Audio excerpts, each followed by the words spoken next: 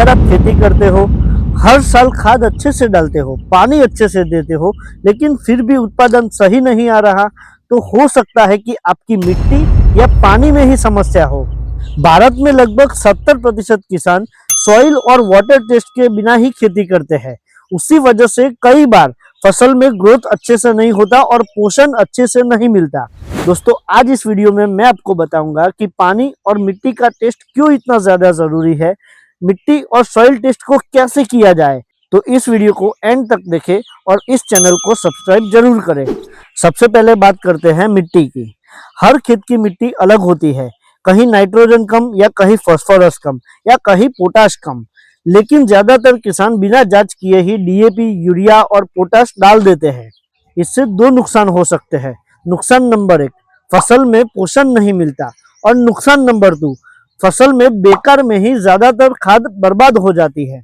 अगर हम मिट्टी टेस्ट करते हैं तो हमें पता चलता है कि मिट्टी में कौन सा पोषक तत्व देना है और कौन सा पोषक तत्व नहीं देना है, मिट्टी का पीएच कितना है और कौन सी फसल उस जमीन में अच्छे से हो सकती है।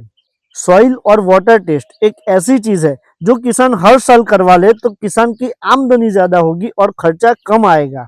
अक्सर मैंने देखा है कि किसान भाई बिना वाटर टेस्ट और वाटर टीडीएस के ही सब्जियां उगाने लगते हैं, लेकिन ये बात नहीं समझते कि जनरली सब्जियों को अच्छी तरह से उगाने के लिए पानी का टीडीएस 800 पीपीएम से कम होना चाहिए। अगर पानी का टीडीएस 800 पीपीएम से ज्यादा है तो बहुत सारी दिक्कत आती है। प्रोडक्शन कम होना तो तय है। टीडीएस या सोडियम ज्यादा हो तो फसल की ग्रोथ अटक जाती है, पत्ते पीले हो जाते हैं और उत्पादन कम आता है। लेकिन टेस्ट करवा लिया तो पता चलेगा कि पानी खेती के लिए लायक है या नहीं, उसमें कितना टीडीएस है, कितना पीएच है और कितना ईसी है। उस पानी को कौन सी फसल हो सकती है और कौन सी फसल उगाने से बड़ा नुकसान कम हो सकता है। सबसे जरूरी सवाल, सॉइल टेस्ट कैसे करें। सबसे पहले दो बातों का ध्यान रखना है। एक तो खेत में नमी नहीं होनी चाहिए, और दूसरी ये बात है कि खेत में जब फसल ना लगी हो तभी सॉइल टेस्ट के लिए सैंपल कलेक्ट करें। सबसे पहले क्या करना है कि ऊपर की सूखी मिट्टी हटा दे। उसके बाद ऐसे वी शेप में 6 से 8 इंच तक मिट्टी निकाल दो। उसमें से 400 ग्राम जितनी मिट्टी लो। अब ऐसे ही खेत के 5 कोनों में से सैंपल कलेक्ट करने हैं। अभी ये पूरी मिट्टी को ऐसी ही साफ जगह पे निकाल दो। अभी मिट्टी के 4 हिस्से करो।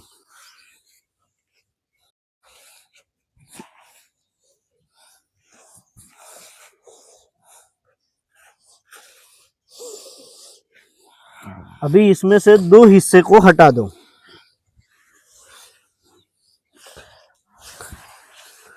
बाकी बचे 2 हिस्सों में से भी फिर से 4 हिस्से करो।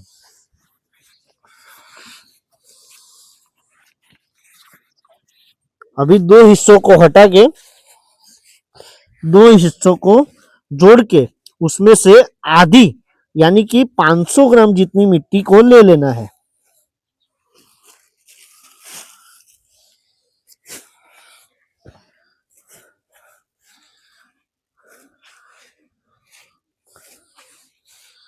ये हमारा सॉइल टेस्ट के लिए सैंपल रेडी है।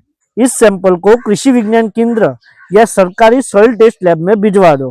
कुछ दिनों में आपको रिपोर्ट मिलेगा जिसमें आपके खेत की सॉइल का पूरा कच्चा चिट्ठा मिल जाएगा।